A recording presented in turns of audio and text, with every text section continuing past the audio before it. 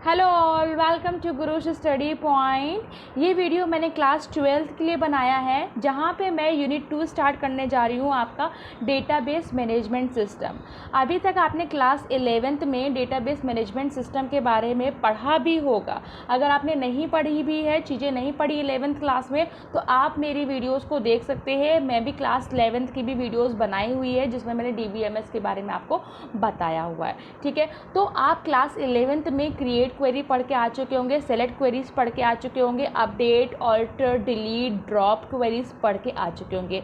अब 12th में जो सिलेबस है वो आपका थोड़ा सा एडवांस लेवल का है। In this syllabus we learn about the aggregate function. ठीक है, आज मैं आपको बस बताने वाली हूँ कि हम अपने यूनिट 2 में क्या क्या कवर करने वाले हैं। तो हम एग्रीगेट फंक्शंस के बारे में पढ़ेंगे। अब आपने सेलेक्ट क्वेरीज यूज़ की है, ठीक है।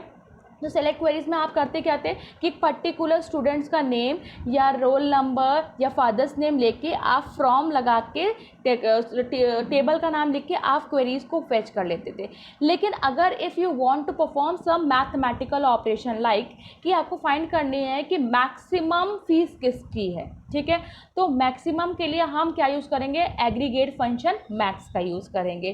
ठीक, अगर आपको फाइंड करना है कि मतलब किसकी जो मिनिमम मार्क्स हैं, मैथ्स में किसके मिनिमम मार्क्स हैं, then we will use a min function. मिन भी हमारा क्या है, एक एग्रीगेट फंक्शन है। अगर आपको ये चेक करना है कि एक स्कूल में how many students are present today, हाँ, आप आज पूरे स्कूल में कितने बच्चे प्रेजेंट हो, तो उसके लिए हम काउंट फंक्शन का यूज़ करेंगे। ठीक है, तो इस तरीके से हम मैक्स का, मिन का, सम का यूज़ करना है। जैसे हमें पता करना है कि एक बच्चे के टोटल कितने मार्क्स आए हुए हैं, तो उसके लिए हम सम का यूज़ करेंगे। तो there is a some aggregate function which will be use in a next videos. Okay, हम सारे एग्रीगेट फंक्शन आपको पढ़ाएंगे। जैसे आपका मैक्स हो गया, मेन हो गया, सम हो गया, काउंट्स हो गए, ये सारे एग्रीगेट फंक्शंस को हम बताएंगे आपको। नेक्स्ट मैं बात करती हूँ आपके कुछ मैथ्स फंक्शन के बारे में पढ़ेंगे। जैसे किसी भी वैल्यू की पावर फाइंड करना या मॉड फाइंड करना या किसी को भी नंबर को राउंड ऑफ करना, किसी डेसिमल प्लेस तक राउंड ऑफ करने के लिए, तो ये हम यहाँ पे मैथ्स फंक्शन भी पढ़ेंगे। टेक्स्ट फंक्शन भी आपके सिलेबस में दिया हुआ है। जैसे कि if you want to convert your sentence into a upper case, ठीक है, तब हम अपर केस फंक्शन यूज़ करेंगे। लोअर केस में करना है तो लोअर केस में करेंगे। आपको दो स्ट्रिंग को कॉन्कैटिनेट करना है तो हम उसको कॉन्कैटिनेट्स करेंगे। ठीक है, आपको कोई एक्स्ट्रा ऐड करना है किसी भी स्ट्रिंग को, तो ये सारे कैसे हमारे हैं, टेक्स्ट फंक्शन है। तो और इसके बाद हम डेट फंक्शन पढ़ेंगे कि आपको फाइंड करना है कि आज क्या डेट है, ठीक, क्या मंथ है, या आपके सिस्टम पे करंट डेट क्या चल रही है। अगर आपका मंथ जो रिप्रेजेंट हो रहा है वो FEB के फॉर्म में या अप्रैल के फॉर्म में लिख के आ रहा है, APRIL के फॉर्म में, तो आपको अगर उसको न्यूमेरिकल फॉर्म में रिप्रेजेंट करना है, तो ये सारे फंक्शंस हम पढ़ने वाले हैं। तो हमने आपको क्या बताया, हम एग्रीगेट फंक्शंस पढ़ेंगे, हम मैथ्स फंक्शन पढ़ेंगे, हम टेक्स्ट फंक्शन पढ़ेंगे, हम डेट फंक्शन पढ़ेंगे, और साथ ही साथ इन सब के साथ हम पढ़ने वाले हैं group by clause, having clause and order by. Order by क्या कहता है, if we arrange our data into ascending and descending order, then we will use a order by. ठीक है, ऑर्डर मतलब क्या है कि अगर आप ऑर्डर बाय जो हमारा यूज़ होगा वो वेयर क्लॉज के बाद यूज़ होता है। ठीक है, वेयर क्लॉज में आप क्या लिखते हो, कंडीशंस लिखते हो। कंडीशंस के बाद अगर आपको डेटा को अपने किसी भी असेंडिंग या डिसेंडिंग ऑर्डर में अरेंज करना है, देन हम क्या यूज़ करेंगे, ऑर्डर बाय का यूज़। अब मैं बात करती हूँ ग्रुप बाय की। अगर ग्रुप बाय की मैं बात बोलूँ तो ग्रुप नाम से पता चल रहा है कि जैसे एक example let's take one example.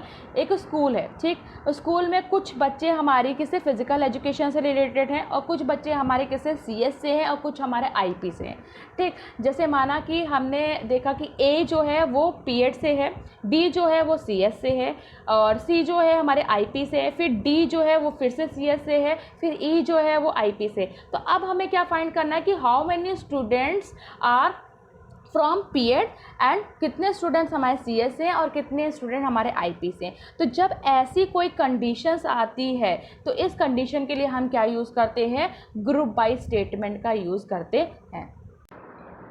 तो अगर मैं ग्रुप बाय की बात करती हूँ तो उसकी डेफिनेशन है जो मैं पढ़ के बताऊँगी कि group by clause is use to group the rows based on the certain condition. जब हम किसी भी कंडीशन को रखते हुए किसी भी रोज़ को ग्रुप करना चाहते हैं तो हम वहाँ पे क्या यूज़ करेंगे, ग्रुप बाय। जैसे मैंने आपको एग्जांपल दिया कि IP से 3 बच्चे हैं, ठीक, CS से हमारे 4 बच्चे, तो ये कैसे निकला है, हमने क्योंकि वहाँ पे यूज़ किया है ग्रुप बाय क्लॉज का यूज़ किया हुआ है, ठीक है।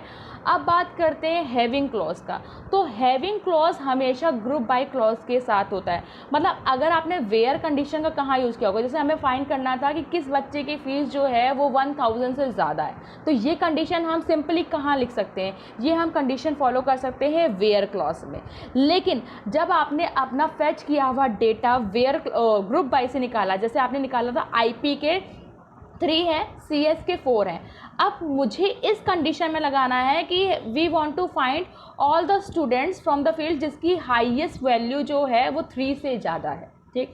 मतलब जब आप ग्रुप बाय कंडीशन पे ग्रुप बाय क्लॉज पे कोई कंडीशन लगाना चाहते हो तो वहाँ पे हम क्या यूज़ करेंगे, हैविंग क्लॉज का यूज़ करेंगे। डोंट वरी, मैं आपको सारा का सारा पूरा प्रैक्टिकल के थ्रू अच्छे से समझाऊंगी कि किस तरीके से ग्रुप बाय का यूज़ किया जाता है, किस तरीके से हैविंग क्लॉज का यूज़ किया जाता है।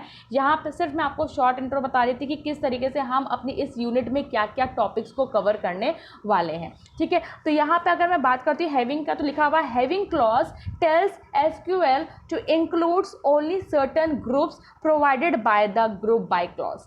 जहाँ पे अगर हमें कोई ग्रुप बाय क्लॉज में कोई कंडीशन यूज़ करनी होती है then we will use having clause, ठीक। जैसे हमने ग्रुप बाय से अपने निकाले कि IP से 3 है, CS से 2 है, तो हम फाइंड करना चाहते हैं कि सिर्फ वही बच्चे हमें पता चले जिनकी जो नंबर्स ऑफ स्टूडेंट है वो 3 से ज़्यादा है। तो हमने ये कंडीशन कहाँ लगाई, ग्रुप बाय क्लॉज पे लगाई। तो इसके लिए हम क्या यूज़ करते हैं, हैविंग क्लॉज का यूज़ करते हैं। तो हम इस यूनिट 2 में आपके DBMS में क्या क्या पढ़ेंगे, एग्रीगेट फंक्शंस पढ़ेंगे, मैथ फंक्शंस पढ़ेंगे, टेक्स्ट फंक्शंस पढ़ेंगे, डेट फंक्शंस पढ़ेंगे, और हमारा ग्रुप बाय क्लॉज पढ़ेंगे, हैविंग क्लॉज पढ़ेंगे और ऑर्डर बाय पढ़ेंगे, ठीक है।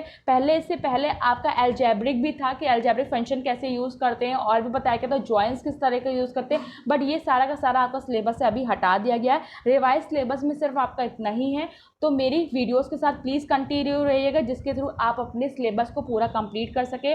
और आपको किसी भी तरीके का कोई भी डाउट होता है आप कमेंट बॉक्स में लिख सकते हैं, मैं आपको तुरंत सोल्यूशन दूंगी। Okay, thank you for watching my video, bye bye.